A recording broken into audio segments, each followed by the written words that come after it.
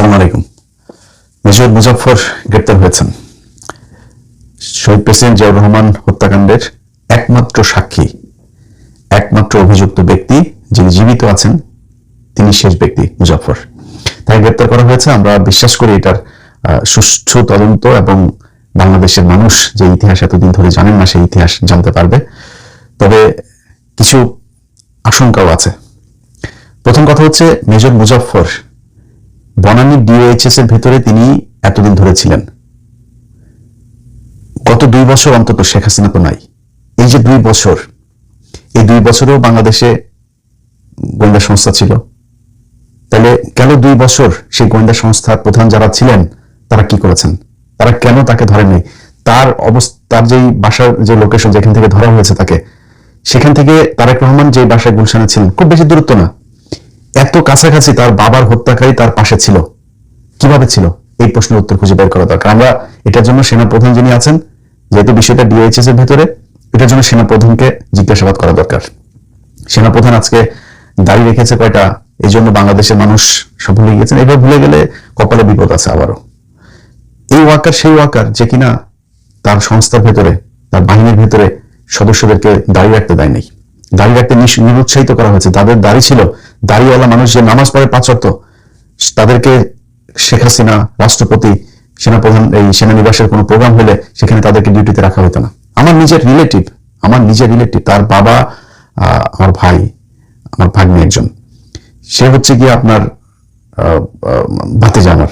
তো সে হচ্ছে গিয়ে আপনার এই 2000 সম্ভবত 18-19 এরকম কোন একটা ইয়েতে আপনার কুচকাওয়াজের দিন তার বাবা এসছে, আমার সেই চাচাতো ভাই, সে এসছে তার চোখের অপারেশন করানোর জন্য। সারাদিন কোয়ার্টারের ভেতরে তাদের ওই বাসায়, তার ওই ইয়েতে বাইরে দিয়ে তালা দিয়ে রাখা হয়েছে। তালা দিয়ে রেখে একজন সদস্যকে বাইরে রাখা হয়েছে, যদি তার কিছু প্রয়োজন হয় সে এনে দিবে, নিয়ে দিবে, কিন্তু তাদেরকে ঘর থেকে বেরোতে দেবে না। একমাত্র অপরাধ আমার ওই ভাইয়ের মুখে দাঁড়িয়ে আছে, তিনি তাবলিক করেন, কপালে দাগ আছে, এই জন্য তাকে এইভাবে রাখা হয়েছে। এটাই ঘটেছে এই গেল 15 বছর পিলখানা, এই আপনার সেনানিবাসে। যাদের নাচ গান রাতের বেলা সেনাবাহিনীর এই কি বলে এটা ক্লাবগুলোতে আপনার মদ নারী নিয়ে তারপরে করতো, তাদেরকে বিভিন্ন গুরুত্বপূর্ণ পদে রাখা হতো। নামাজ রোজা করা, দাঁড়িয়ে রাখা, এটাকে ভীষণ রকমের অপরাধ মনে করা হতো। এটাই গেল 15 বছর এভাবে ঘটেছে। সো সেই ওয়াকারই তো এই ওয়াকার। এই ওয়াকার 24-এর পরেও আওয়ামী লীগের প্রতিটা মানুষকে পালিয়ে যেতে এই ওয়াকার সহায়তা করেছে। এই যে কয়দিন আগে শিরিন শারমিনকে দেখলেন নাটক হয়েছে, এই শিরিন শারমিন এই ওয়াকার তাকে এতদিন ধরে শেল্টার দিয়ে সেনানিবাসে ছিল, তিনি খোঁজ নিয়ে দেখেন। সো সেই ওয়াকারকে জবাব দিতে হবে তিনি এখানে এতদিন কিভাবে ছিলেন। আমার কাছে থাকা যে তথ্য, তিনি কলকাতায় আপনার 1981 সালে তিনি চলে যাওয়ার পর 96 পর্যন্ত তিনি ভারতে ছিলেন, এবং 96 পর্যন্ত ভারতে থাকাকালীন তিনি 2টা নাম ব্যবহার করেছেন, একটা বিপ্লব সরকার আর একটা হচ্ছে জয় ব্যানার্জি। এই 2 নামে তিনি বাংলাদেশে আসা যাওয়া করেছেন। এরপরে 96 সালে শেখ হাসিনা ক্ষমতায় আসার পর ভারত তাকে বাংলাদেশে দিতে, যাও তুমি, আর কোনো সমস্যা নেই। সে দিব্যি বাংলাদেশে থেকেছে, খেয়েছে, কোনো সমস্যা হয়নি এখনো পর্যন্ত। 5 তারিখের পরে 2 বছরে তিনি বাংলাদেশে থাকলো। বাংলাদেশ এই মুহূর্তে সিআইডি প্রধান, ডিজিএফআই প্রধান, ডিবি প্রধান, সবাইকে ধন্যবাদ যে তারা তাকে শেষ পর্যন্ত ধরেছে। এখন তার বিচার, এই বিচারটা আমি মনে করি না এত সহজ হবে করাটা। কারণ হচ্ছে তিনি এই পিলখানা হত্যাকাণ্ডে আপনার ডক্টর ইউনূসের সময়ে একটা স্বাধীন তদন্ত কমিশন গঠন হলো, সেটা তদন্ত করলো, রিপোর্টটা প্রকাশ করতে দেওয়া হলো না, সেই রিপোর্ট অনুযায়ী কোনো কাজও করতে দেওয়া হয়নি। কারণ কি? কারণ হচ্ছে ভারত পিলখানা হত্যাকাণ্ডের সাথে জড়িত ছিল। আজকে মুজাফফর যে হত্যাকাণ্ডের কারণে তাকে গ্রেপ্তার করা হয়েছে, সেই জিয়াউর রহমান হত্যাকাণ্ডের সাথে ভারত সরাসরি জড়িত ছিল। এই কারণে তাকে এই বিচার করা এত সহজ হবে না। জেনারেল এরশাদ, তিনি জেনারেল মঞ্জুকে আপনার তার সময় খুব তড়িঘড়ি করে তারপর জেনারেল মঞ্জুকে হত্যা করা হলো। কারণ কি? জেনারেল মঞ্জু সবকিছু জানতেন, কিভাবে কি হয়েছে সেটার সাথেও ভারত জড়িত, তার হত্যার সাথেও ভারত জড়িত।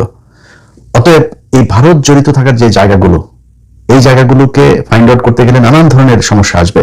এখন আমরা শুনছি যে মুজাফফরকে সম্ভবত তাকে 24 ডিভিশনে পাঠানো হচ্ছে।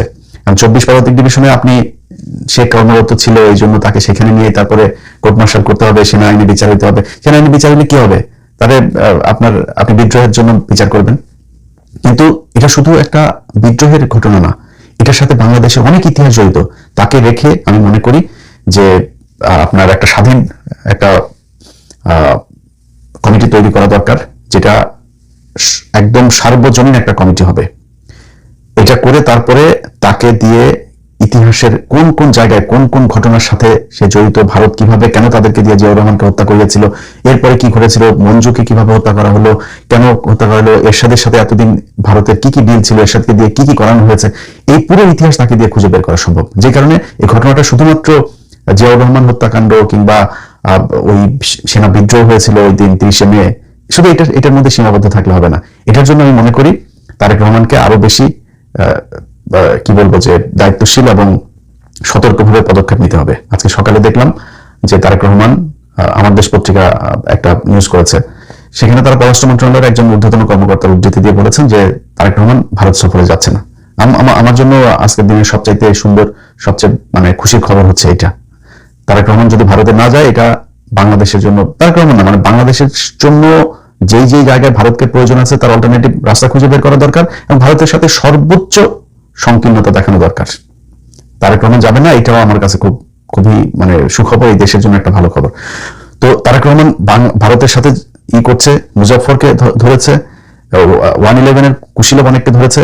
তার কাছে অনুরোধ থাকবে বিডিআর এর পিলখানা হত্যাকাণ্ডকে কেন্দ্র করে যারা জড়িত ছিল তাদেরকে গ্রেপ্তার করা এবং যে নিরীহ বিডিআর সদস্যরা এখনো পর্যন্ত জেলখানে আছে প্রায় 450 মানুষ, তাদেরকে বের করে দেয়া। তাদের একটা আপনার বেঞ্চ গঠন করার জন্য তাদের শুনানি করা যাচ্ছে না। অতএব সরকারের কাছে অনুরোধ থাকবে বেঞ্চটা দ্রুত গঠন করে তাদের শুনানির ব্যবস্থা করে তাদেরকে ছেড়ে দেয়া। অনেকের 10 বছর আগে তার সাজার মেয়াদ শেষ হয়েছে, সেই মানুষগুলো এখন পর্যন্ত জেলখানে আছে, তাদের প্রতি একটু সদয় হন। আপনার এই মুজাফফরকে আটকের সাথে ওইটার সাথে সম্পৃক্ত, কারণ ওইটা ভারত ঘটিয়েছে, এইটাও ভারত, সো আপনি তাদের প্রতি সুবিচার করা উচিত। এই মানুষগুলো অপেক্ষায় ছিল যে হাসিনার যদি কোনোদিন পতন হয় তাহলে তারা মুক্তি পাবে। 2 বছর হয়ে গেছে, 2 বছরের 4টা ঈদ তারা সেখানে পালন করেছে। তাদের প্রতি কোন সরকার বিরোধী দল কেউ সদয় হয় নাই, এটা নিয়ে কেউ কথা বলে নাই, এটা নিয়ে কেউ দাবিও তোলে নাই শক্তভাবে সরকারের কাছে। এখন পর্যন্ত সংসদে কোনোদিন কেউ এটা নিয়ে কথা বলে নাই। অথচ উচিত ছিল 5 তারিখেই তাদের সবাইকে বের করে দেয়া। যারা জেনুইন হত্যাকারী তাদেরকে খুঁজে বের করেন, এটা সবাই জানে, তাদের বিচার করেন, এটা একটা। আর যে ঘটনায় মুজাফফরকে আটক করা হয়েছে সেই ঘটনাতেও আমি মনে করি যে 2 দিন আগে কনক সরোয়ারের ফেসবুক পেজে দেখলাম যে তারেক রহমান মাদারীপুরে গিয়েছেন, সেখানে তার গাড়ি বহরের উপরে পাথর, ইট বা কিছু একটা গাড়িতে নিক্ষেপ করা হয়েছে। তো যেখানে পাথর বা কোনো কিছু ঢেলা দেওয়া সম্ভব হয় সেখানে তো গ্রেনেড মারাও সম্ভব। তাহলে সিকিউরিটিটা দেখভালের দায়িত্ব কার ছিল, কারা দেখেছে, কেন এই সিকিউরিটি লিকেজ কেন হইলো, কেন এটা ধরা যায় নাই, কেন এটা নিয়ন্ত্রণ করা যায় নাই, এই জিনিসগুলো আমার মনে হয় আরো বেশি শক্তিশালীভাবে আরো বেশি সুন্দরভাবে করা উচিত। কারণ হলো আপনার তারেক রহমান যখন ইন্ডিয়ার সাথে আপনার চোখ তুলে তাকাইতে যাবে, নিজের অধিকারের কথা বলবে, মানে বাংলাদেশে শেখ মুজিবের কিন্তু শেখ হাসিনারা যেগুলো বলে, শেখ মুজিবের কিন্তু সেগুলোর বাইরে কিছু গুণ আছে যেগুলোকে শেখ হাসিনা খারাপ বলে। শেখ হাসিনা যেগুলোকে ভালো বলে সেগুলো হলো শেখ মুজিবের খারাপ গুণ। শেখ মুজিবের ভালো গুণ কি ছিল? শেখ মুজিব কোনোদিন পাকিস্তান ভাঙতে চায়নি। শেখ মুজিব শেষ পর্যন্ত চেয়েছিল এই পাকিস্তানের সাথে আবার সেই ওআইসিতে গিয়ে যোগ দেওয়া, পাকিস্তান প্রধানমন্ত্রী ভুট্টোকে আপনার বাংলাদেশের সফরে আনা, এগুলো কিন্তু ইন্ডিয়া ভালো চোখে দেখে নাই। এই জন্যই শেখ মুজিবকে হত্যায় ইন্ডিয়া জড়িত ছিল এবং এটা ঠেকানো যায়নি। সো ভারত সবসময় তার বিরুদ্ধে যেই চোখ তুলে তাকাবে তাকে তারা হত্যার চেষ্টা করবে। তারেক রহমানকে এরকম কোনো কিছু করলে আমি অবাক হব না, কারণ এখন আমরা বললে আবার অনেকে মনে করতে পারে যে দুজনে কিছু বলি না যে হ্যাঁ এখন তারেক রহমানের জন্য এত পীড়িত হয়েছে। ভাই তারেক রহমানরা আমি যদি আমরা জিজ্ঞেস করেন গত এই 2 বছরে বহুবার বলেছে যে তারেক রহমানের কিছু জিনিস আছে, তিনার এই গত 5-7 বছরে তার ব্যাপারে যতটুকু জেনেছি তিনার কিছু ভালো পরিকল্পনা আছে। এটা আমার ভিডিও বোধহয় যারা 2 বছর দেখেছেন এখনো আছে আমার চ্যানেলে, সেগুলো দেখে নিন, বলেছি আগেও। কিন্তু তার আশপাশের কিছু লোকজন এখন ওই যে জাহেদ মায়েদ এগুলো করা হয়েছে, তো এগুলো আমার কাছে ভালো লাগে না। এবং নির্বাচনের আগে তারা যেভাবে কথা বলেছে সেগুলোর বিরুদ্ধে আমি সরাসরি জামাতের পক্ষে অবস্থান নিয়েছি। তাদের কারণে এটা আমার সমস্যা নয়, তাদের সমস্যা, তাদের আমাকে জানানো উচিত যে আমরা এই কারণে করেছি। আমি তাদের কাছে আমার এত মাপ চাওয়ার কিছু নেই, তাদের তেল মারার কিছু নেই। তারপরেও তারেক রহমান এখন প্রধানমন্ত্রী এবং এই নির্বাচনের পরে যে পদক্ষেপগুলো নিচ্ছে এই পদক্ষেপগুলোর কারণে তারেক রহমানকে আমি সাপোর্ট করি এবং আমি চাই তারেক রহমান সারা জীবন ক্ষমতায় থাকবে, আমার কোনো সমস্যা নেই। এখন এই মুহূর্তে যদি তারেক রহমান মনে করেন জামাত ইসলাম, তারা এত ছাড় দিচ্ছে কেন? তারা ছাড় দিচ্ছে কারণ তারা জানে যে এই মুহূর্তে যদি নাকি আমরা বিএনপিকে আওয়ামী লীগের সাথে মিশতে দিই তাহলে এই দেশটা আবার সেই ইন্ডিয়ার পেটে যাবে। সো তার চেয়ে বেটার আমরা বিরোধী দল থাকি, তারেক রহমান ক্ষমতায় থাকুক। এই জন্য তারা ছাড় দিচ্ছে। অনেক কিছুতে বিরোধী দলের যে রিয়েক্ট করা দরকার যেভাবে তারা সেটা করে না। সো আমার যেটা সেটা হচ্ছে যে তারেক রহমান এই মুহূর্তে যদি তার কোনো একটা ক্ষতি হয় সেক্ষেত্রে দেশের ভেতরে কিন্তু বিশাল একটা বিশৃঙ্খলা তৈরি হবে এবং সেই বিশৃঙ্খলা আসলে ঠেকিয়ে রাখা সম্ভব হবে কিনা আমি জানি না। এখন তো সবাই বিএনপি হয়ে গিয়েছে, পুলিশের ভেতরে সবাই বিএনপি, আর্মির ভেতরে ওয়াকার নিজেও এখন বিএনপি। রাষ্ট্রপতি গতকালকে কি বলেছে দেখেন, শেখ হাসিনার এই দমন পীড়ন নির্যাতনের বহিঃপ্রকাশ আপনার জুলাই বিপ্লব, রাষ্ট্রপতি এই কথা বলে, এই বদমাইশের বাচ্চা, সবাই এখন বিএনপি, খালি আমরা হলাম কি বিএনপি বিরোধী হয়েছি। যাই হোক, তো এই রাতারাতি কিন্তু পরিস্থিতি চেঞ্জ হয়ে যাবে। তারেক রহমানের যদি কিছু একটা হয় সেখান থেকে দেশকে, এবং এইবার যদি ইন্ডিয়া আপনার কোনোভাবে নিয়ন্ত্রণ নিতে পারে, সেই নিয়ন্ত্রণ কিন্তু আপনার 2-4 কোটি মানুষের মেরে হলেও তারা সেখানে সেই নিয়ন্ত্রণ ধরে রাখবে। যে কারণে আমরা মনে করি তারেক রহমান এই বিচারগুলো করতে যাচ্ছে, আমরা এটার সমর্থন জানাই, সাধুবাদ জানাই। আমাদের পক্ষ থেকে কিছু করণীয় থাকলে সেটা করতেও চাই, কোনো সব দিক থেকে সমর্থন দিতে চাই, কিন্তু করতে হলে শক্ত হবে, মাজা কোমর শক্ত করে তারপরে করতে হবে। নিজের নিরাপত্তা দেখতে হবে, এবং ভারতের সাথে আমাদের এই পর্যন্ত 1971 সালের আগ থেকে এই পর্যন্ত কি কি ঘটনা, কিভাবে এই যে মেজর মুজাফর, সে নিজে আপনার ছিল, আপনার রক্ষী বাহিনীর সদস্য ছিল, সে রক্ষী বাহিনীর প্রথম কমিশন পাওয়া অফিসার, সে রয়ের সদস্য ছিল। সো এই মেজর জেনারেল মঞ্জুরকে কেন হত্যা করা হলো, এর সাথে সাথে কি কি ছিল, সব বিষয়গুলো একদম 71 থেকে এই পর্যন্ত সব জিনিসগুলো আমার মনে হয় জাতির সামনে তুলে ধরা উচিত।